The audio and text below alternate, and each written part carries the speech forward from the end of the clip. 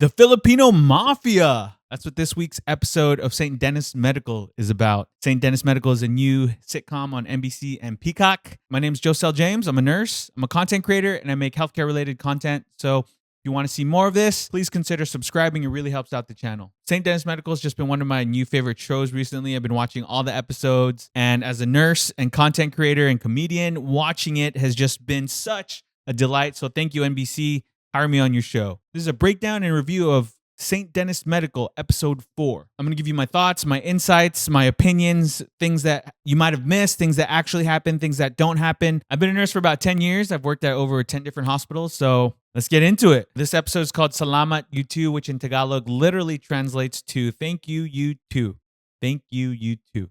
Salamat You Too. I'm just so happy that there's Filipino representation. Like there's a whole episode about the Filipino Mafia, and the episode title is in Tagalog. So that's big for me as a Filipino nurse, that they're giving our culture a shout out, because I remember growing up, people didn't even know what Filipino is Filipino. They were like, Filipino what? The episode opens with Dr. Bruce doing a medical exam, and the backdrop is just so realistic. There's suction in the back, and the way the medical wall is, it's pretty accurate. He's obviously the employee of the quarter, and he says, I'm something of an ambassador myself, which is an obvious reference to Spider-Man, Norman Osborn. Love that reference. So Dr. Bruce, he's the tool. He's the tool of the episode. Some surgeons do have the superiority complex because that's just the product of how we treat surgeons in the hospital. They should be treated amazing, right? They do a lot of great work. They go through a lot of school and residency and fellowship, whatever. But the way they walk around in the hospital sometimes, it is like how Dr. Bruce right here is. They're tools sometimes, and they have a superiority complex about them, like they can walk on water. Sometimes I check them, not like up front, right? I'm not very confrontational like that, but I'll make some passive-aggressive comments because sometimes they're on their high horse and got to take them down. All right, moving along. A lot of the shows, the characters being weird and people giving the side eye like this, and I love it. We're going to the intro. I like the theme music. It's short but sweet. So we open up with this scene with Alex doing the assignment. She's the charge nurse, and this actually happens, right? You come in and you're like, where am I going to be? I want to be in this pod. I want to be in this zone. And some charge nurses are going to be like, no, I put them and them together, so you got to be over there. And this is where we first hear the mention of the Filipino Mafia, and they said that's something they call themselves. And I love Alex's reaction here because it's like, oh, we don't call them that. That's something they call themselves. It's just hilarious.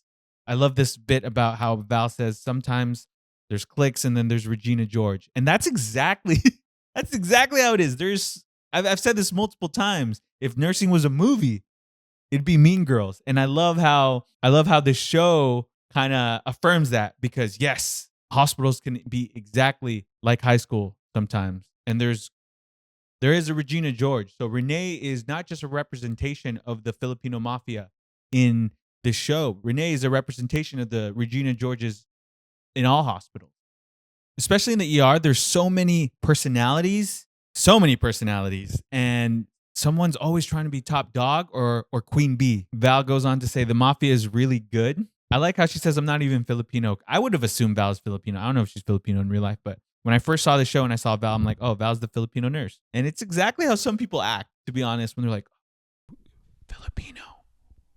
Can't say Filipino. Matt gets assigned to a area where it's Dakota and Brandon, where the other whites are, and those are pretty white names, Dakota and Brandon.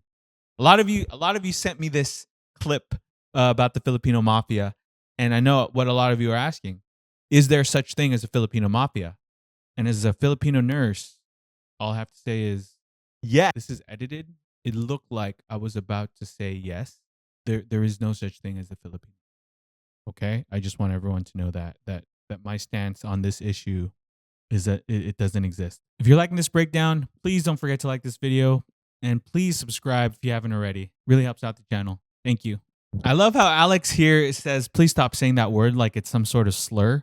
So there's some units that I've worked in that are so many Filipinos, and then there's some units that are not. And I will tell you, there's an interesting dynamic when there's a lot of Filipinos. And as a Filipino, I've benefited from this, right? You get automatically liked if you're Filipino. There's also some units that I was the only Filipino, and you get treated different. I guess you get treated different when you're Filipino. Nursing runs so deep in our Filipino culture for whatever reason that I'm not trying to get into for the purposes of this video. But seeing Filipinos represented in a capacity like this, where you're not just a token Filipino, it's really cool to see. But I've been in units where there is a Filipino culture established, and all the Filipinos work in the same area, and all the non-Filipinos work in the same area. And you got to wonder, are they together in that area? Are they in the pod? Are they in the zone together because they're Filipino?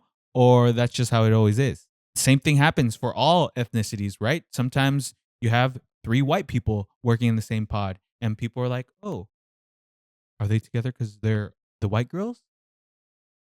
Are they together because they're the black guys? Every unit, it's when people ask that. People ask that, and it's kind of weird, but it happens because sometimes you're like, wait a minute, everywhere else is so diverse. Why are all the Filipinos here in the back? Was this by choice? Did the charge nurse do it? And then Alex is a charge nurse. Alex, she's trying to do what a charge nurse does, and what she's trying to do, try to mix things up. A lot of new charge nurses do that, and people get angry. People get angry when you mess with the assignment. I'm a big fan of mixing it up, and some people don't like that. I remember being so caught up in the drama of units of assignments when I was staff, but when you're a traveler, you kind of don't care where you're put. Once I started caring what zone I worked in or what pod I worked in or who I was working with, that's when I knew I got too comfortable at a hospital, and that's when it was time to move. I thought it was funny how Matt says, oh yeah, I'll go with Dakota and Brandon, the other whites. It's hilarious.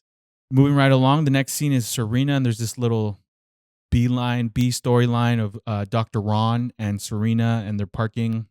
Dr. Ron wrote the note.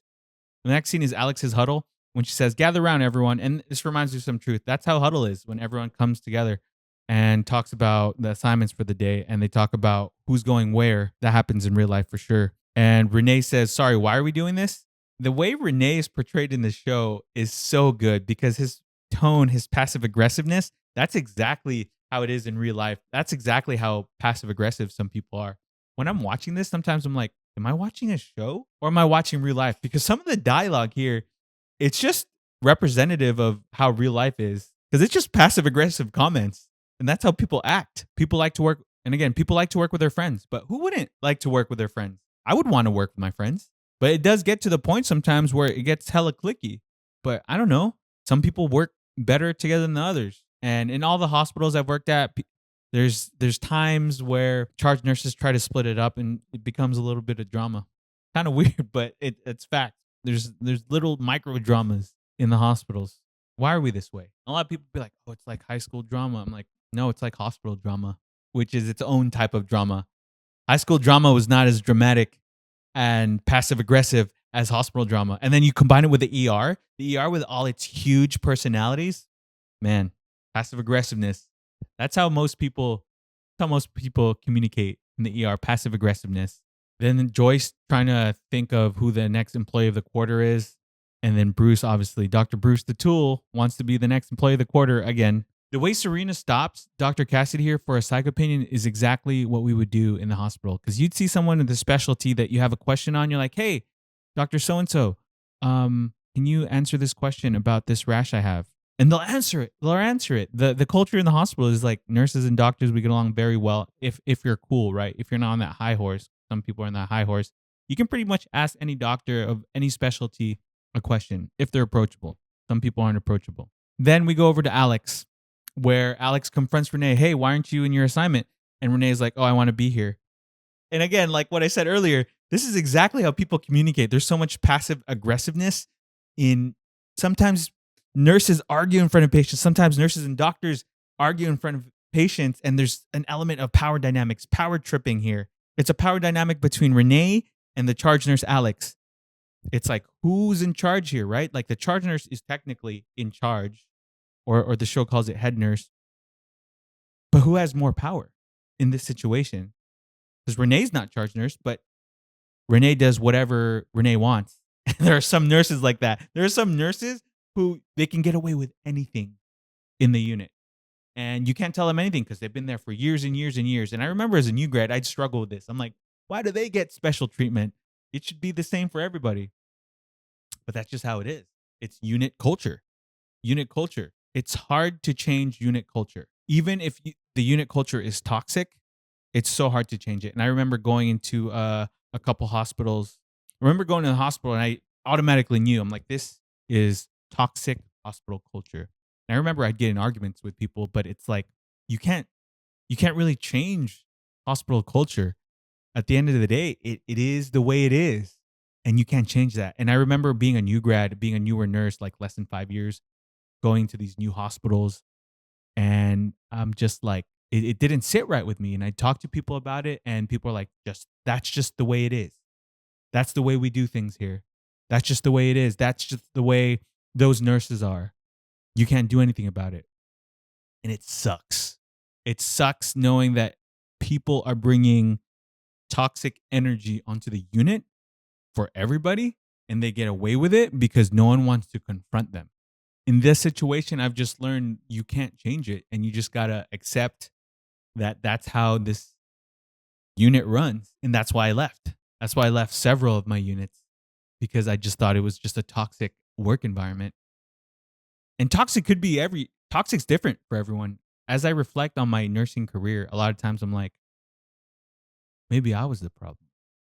Maybe, maybe I was the toxic one in those units I've worked in. I've thought of that, and I'm like, nah, that wasn't me. There's so many toxic people in nursing, and I'm just like, man, it's just not right. But you have to pick your battles. You have to pick your battles. I remember I'd get heated over certain situations, and I've been checked before. Some people were like, hey, just let it go. It's not that big of a deal. Like, why are you making a big deal over nothing? I've done that. So, I mean, I'm only human, right? That's the thing with ERs. There's so many personalities, and I have my own personality. And when I get triggered, when I get emotionally activated in the ER or wherever I'm working, I tend to get pissed. And that's just me, right? If you imagine all these people in the unit, how they handle conflicts, because personality A is trying to get along with personality B, and you're trying to take care of patients, but one personality is bigger than the other. And then there's conflict that happens. What do you do?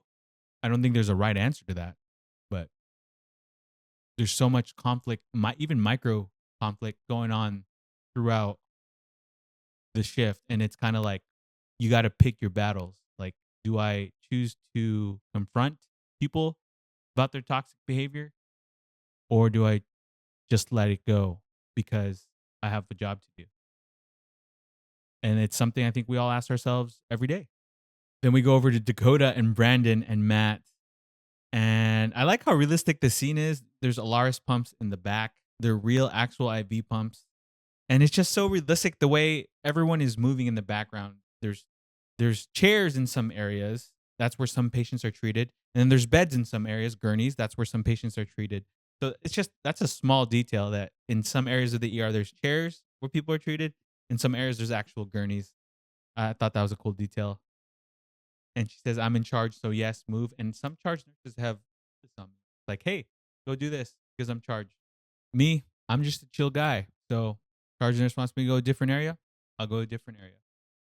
So just being a chill guy and just going with the flow, that's something I cultivated when I became a travel nurse. I remember being staff and I'd be told to go to a different area that I didn't particularly like. And there's just some areas that you just don't like, right? There's some pods or some zones that you're just like, I don't want to work in that area. Brandon says it smells like beef. It reminds me of one of the pods I used to work at in one of my first ERs. It just smelled weird. And as soon as you walked in, you can taste the disease in the air.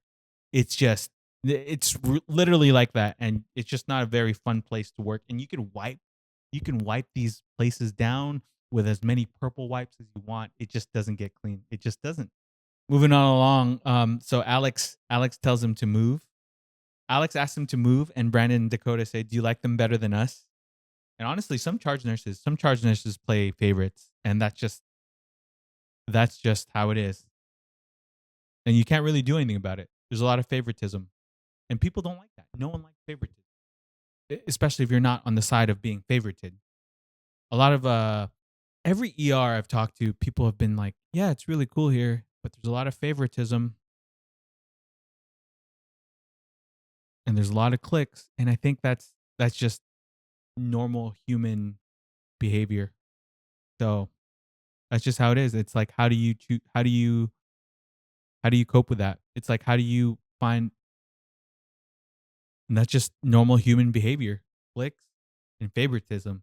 These charge nurses are just human too, you know. Just because they're charge nurse, um, they're not better people. They're just humans. And if I was charge nurse, I'd probably be putting all my friends in one area too. So maybe that's why I'm not charge nurse. And I remember I remember asking charge nurse to put me and my friends together. It's just funner to work with your friends. Not even your friends, because you could just be friends at work. It's just funner to work with people you get along with because the vibes are right, the vibes are good, and one person bring down those vibes. It can make or break a whole 12-hour shift. And you can be stoic and all spiritual about it and just be like, that's just how it is. But no, like, some people make working terrible, unfortunately. And so if I could avoid working with toxic coworkers, I will avoid it. So sometimes I'll just straight up ask the charge nurse, "Hey, put me with so and so." Sometimes you get what you want, sometimes you don't. So Brandon and Dakota are being told to go to a different area, and Matt says it's because they're Filipino. And Brandon says, "The guy I'm dating, his stepmom is Filipino. Does that count?" And I don't know why people do this. I don't know why people do this. When I say I'm Filipino, people are like, "Oh, my cousin's third mom, twice divorced nephew was Filipino." I don't know why people do that. Like, when I meet a white person and I find out they're from Oklahoma, I'm not like, "Oh, I met someone from Oklahoma in third grade." Let's take this to another level. Say I meet someone Vietnamese. I'm not like, "Oh yeah, I knew someone Vietnamese once." I don't think people do that, but people do that with Filipinos very, very often. "Oh, my cousin's brother, he dated a Filipino once." And that's the first thing they say. I'm like, "Okay, what? Why are you telling me this? What?" Like, there's only 10 Filipinos on the planet. I don't know why people do that. It's just a strange phenomenon. Moving right along, Alex and Matt come up with this scenario where Matt gets verbally reprimanded by Alex. I don't know why they did this. It's just to show that Alex has power, right? And I thought it's funny that Matt plays along because he's just a naive new grad. Um, First of all, earbuds on the unit. People wear earbuds on the unit all the time, and I personally don't. But I see people wearing earbuds. If I had hair, I would probably do it. But it's just nice listening to music and working sometimes. I think night shift gets away with it.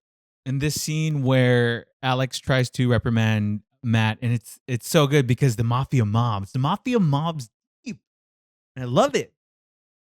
I mean, hypothetically, right? Because the mafia isn't real, but I love how the mafia mobs, because that's how it is hypothetically.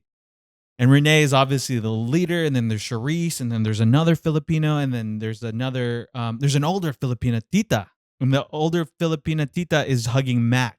The older tita hugging Matt is very unrealistic because the older generations just don't like showing physical or emotional affection, particularly to their sons.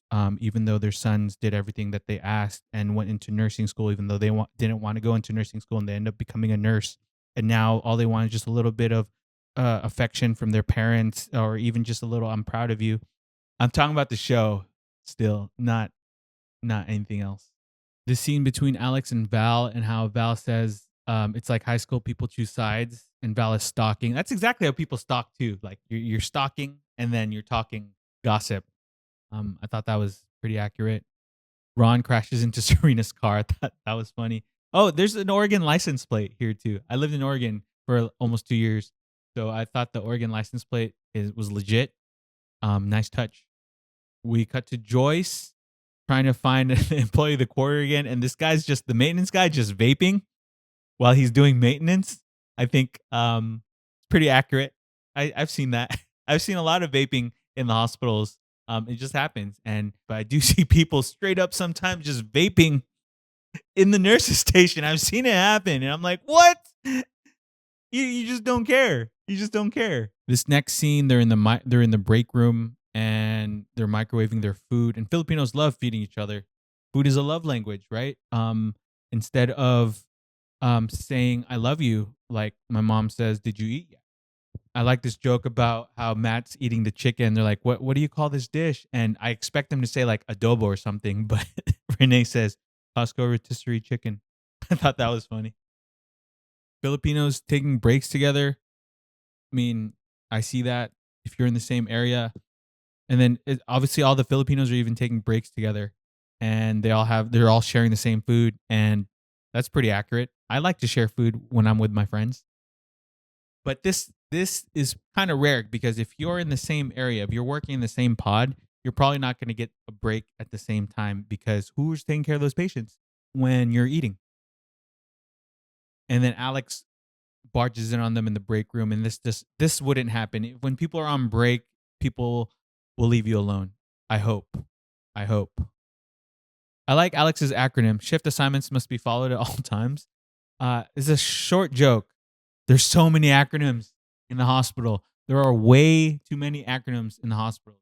Puppy. Puppy is, I don't even know why I remember the acronym. Puppy is Pressure Ulcer Patient Initiative. And then you have so many other acronyms. What's another one? CLABSI, right? You all know what CLABSI is. What's another one?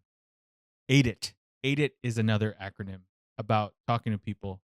TI Care is another one. There's just way too many acronyms. I don't know why hospitals love acronyms.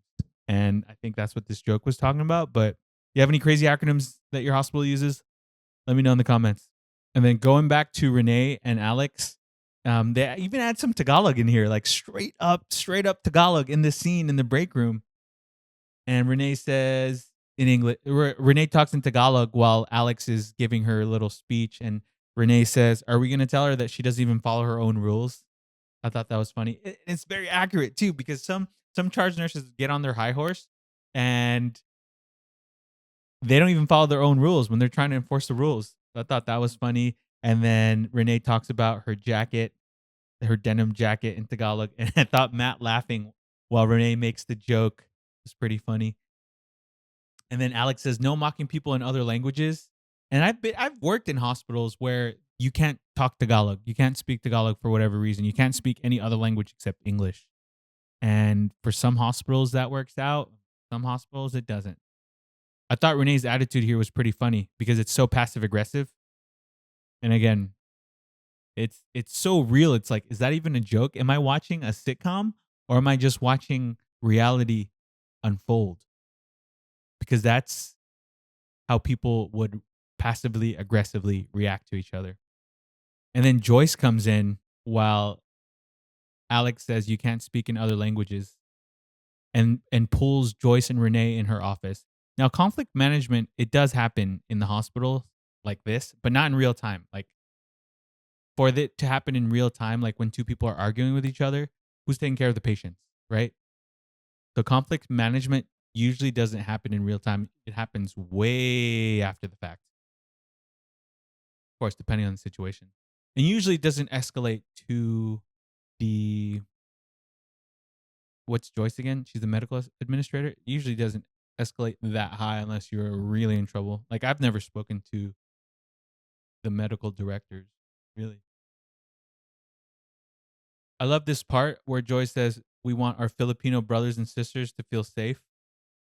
And, and Renee says, "Salamat." And Joyce says, "Salamat, you too." Thought that was funny. And that's the title of the episode. Next scene is Renee and Alex talking with each other. And Renee's so condescending. I love it. Renee's so condescending. I love it. And Renee starts speaking Tagalog in front of Alex, and she's he's making fun of her, but he's in English. He's using Taglish to say things like financially struggling, and the way he yells for Charisse, Charisse, it's so accurate. That's how Filipinos talk to each other. We're just always yelling at each other. I don't know why. And Alex says, it sounds like you're using really specific words in English. And he was. I remember a doctor asked me to translate for this fall one time, and I was the only Tagalog speaking person in the department. But a lot of Tagalog is Taglish, and I was asking this old grandma who fell words in Tagalog, but also words in English, like the Taglish. And the doctor after was like, is Tagalog just English, but in an accent? And I'm like, exactly how it is. All right. So what'd y'all think of that episode? Let me know. I thought it was a great episode. I thought it was funny. Again, I didn't know if I was watching the actual show or the actual unit because so much is accurate. I like this episode. I like that there was a lot of Filipinos in it. I like there's a lot of Filipino references. I like that there was Tagalog. It goes into some themes like racism and conflict management and challenging the status quo, which I think is super important in the hospital. But overall, I really like this episode. I'm going to continue watching the show. I love how it's Filipino packed, and you don't find a lot of shows that are Filipino packed, especially in pop culture. So thank you, NBC, for giving us Filipinos representation. I appreciate you. If you like this breakdown, I did a breakdown of episode 1. I'll link it somewhere here. But let me know. Did you like this breakdown? Let me know in the comments. What you think of the show? Let me know in the comments. Do you have a Filipino Mafia at your work? I've never seen the Filipino Mafia because it doesn't exist. Putting that on record. What parts of the show stood out to you? Let me know in the comments. I appreciate you all watching this. If you've made it this far, thank you.